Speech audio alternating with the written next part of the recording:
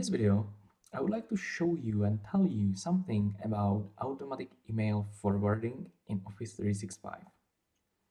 Because many organizations don't restrict automatic email forwarding even to external addresses.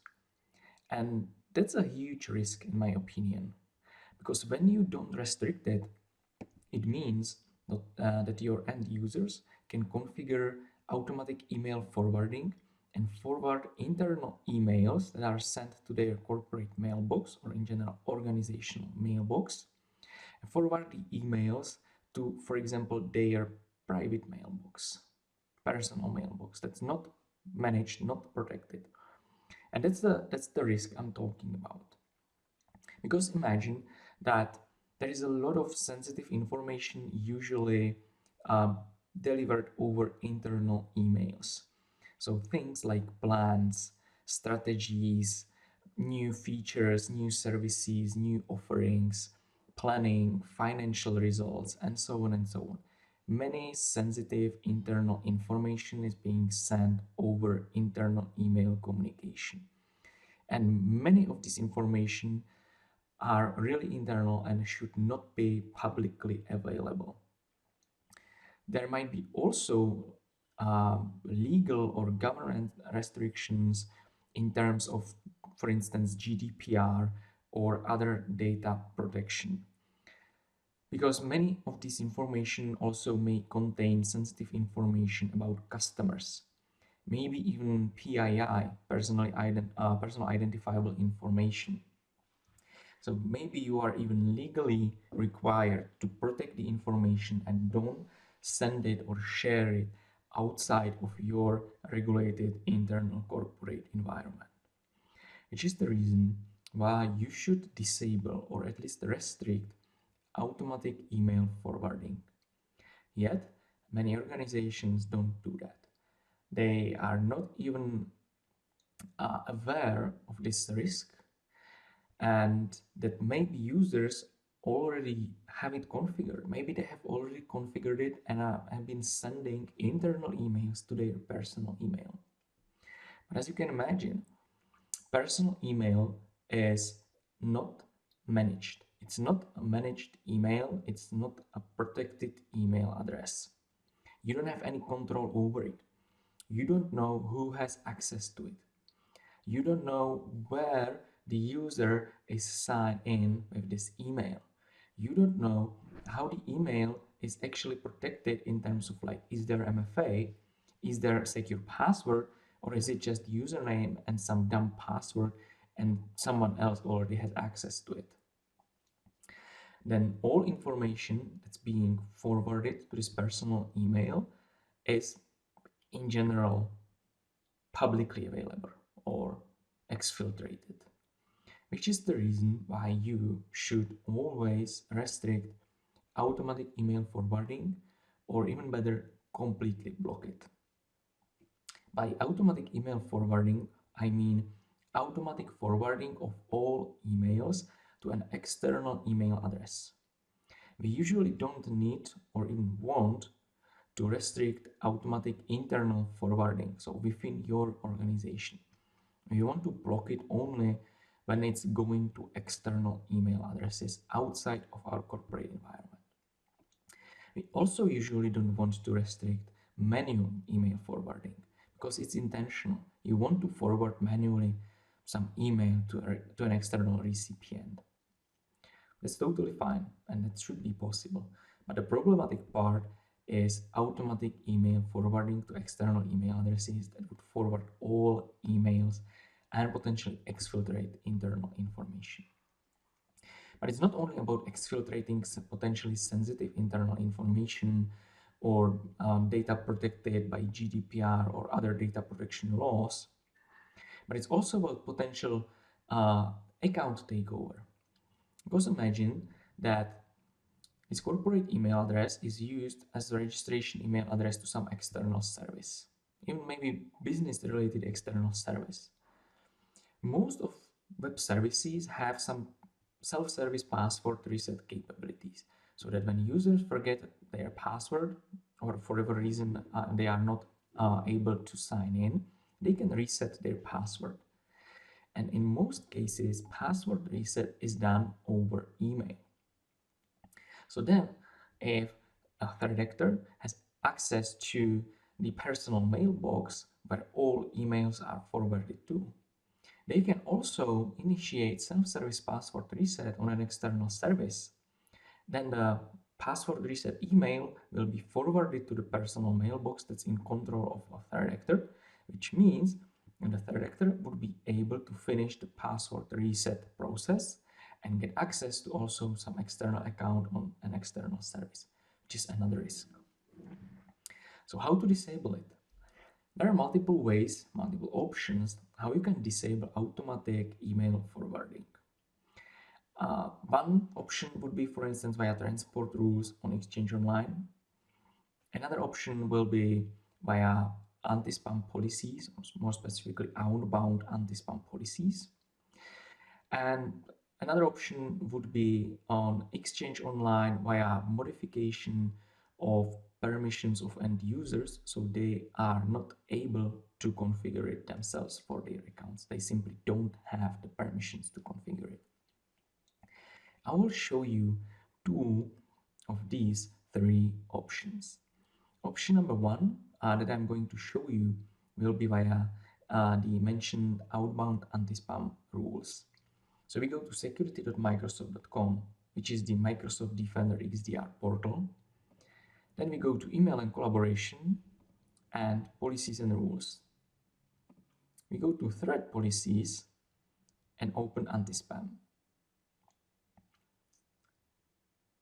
Now we go to anti-spam outbound policy and click on edit protection settings. Here we have the option of automatic forwarding rules. By default, it's automatic. We want to turn it off. When we turn it off, it disables automatic forwarding to external email addresses. We click save and cancel. So this policy has been modified. What it means now is that the users are still able to configure it on their Exchange Online mailboxes, but the emails technically will not be forwarded because the forwarded emails will be blocked by this anti-spam outbound anti-spam policy. Technically, it means that the email goes out of the mailbox and then is blocked by this anti-spam policy. What it means is that the original sender gets an NDR, non-delivery report. So it may be quite confusing for the senders because for every email they send to a mailbox that has auto-forwarding configured, they get NDR.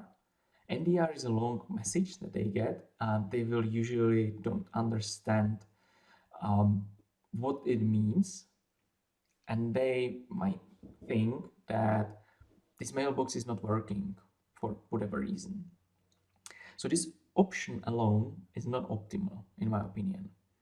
It does the work because emails are not forwarded, so it stops auto-forwarding emails or potential information exfiltration, which is fine, but the user experience is not optimal. Which is the reason why I recommend combining this anti-spam policy with the change of permissions on Exchange Online so that users cannot even configure it for their accounts. To change the roles or the permissions for end users, we first need to use PowerShell. So I open PowerShell. First, we need to connect to Exchange Online. If you have never connected to Exchange Online before, you probably don't have the Exchange Online management modules installed on your computer, which means that you need to install Exchange Online management modules first before you are able to connect to Exchange Online. But I have the modules installed, so I can connect to Exchange Online. To connect to Exchange Online, we use connect-exchange online. I don't need to do it because I've done it already before, because for whatever reason connecting to Exchange Online PowerShell takes some time. I don't know why, don't ask me why, but it takes some time, which is the reason why I did it before I started the recording. So I'm already connected, which means I don't need to connect again. So I can go ahead and run the first command. The first command that I want to run is this new management role disable forwarding parent my base options. What it means, we are creating a new management role. The name of the newly created management role is disable forwarding, and the parent role for this management role is my base options. My base options is the default role that's already pre-created in all Exchange Online environments. So we are creating a new role that's based on this my base options. All right, successfully created. You see the name, the role type. Next, we need to modify the permissions. So we run another PowerShell command, which is set management role entry. Next, we define the management role that we want to modify. It's the disable forwarding role. And then we modify the permissions, which means we disable deliver to mailbox and forwarding address, and forwarding SMTP address permissions. We hit enter. It's done. Now we don't need to do anything else in PowerShell. We have a new role created with the permissions we expect. So we disabled 3 permissions in the role that technically disables users the ability to configure automatic email forwarding. There is one more thing we need to do, which we do directly in Exchange Admin Center. So I go to admin.exchange.microsoft.com, open roles and user roles. There is one default role assignment policy. So I click on this, and then I click on manage permissions. We scroll down a little, and we see in the other roles, we see my base options and disable forwarding. Both are checked, but that's not the intention of this configuration, because that's the default permissions. We want to disable the default permissions and enable only the modified permissions that we configured via PowerShell. Means that we disable my base options and enable only disable forwarding. We click save, and it's done. Now users don't have the permissions to modify automatic email forwarding for their mailboxes.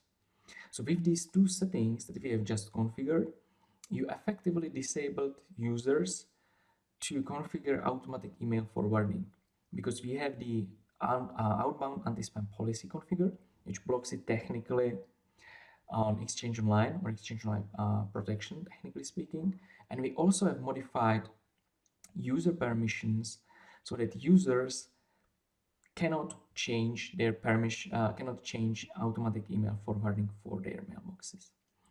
That's all from my side. I hope you liked the video. If you have any questions, you can contact me directly. You have my email address, or leave me a comment under the video. Like the video if you liked it, share the video if you liked it. Also, don't forget to follow my Cybersecurity World blog. You can also follow my social profiles on LinkedIn, Twitter, Mastodon, Blue Sky, or Threads. And that's really all from my side for today. Thanks for watching, and see you next time.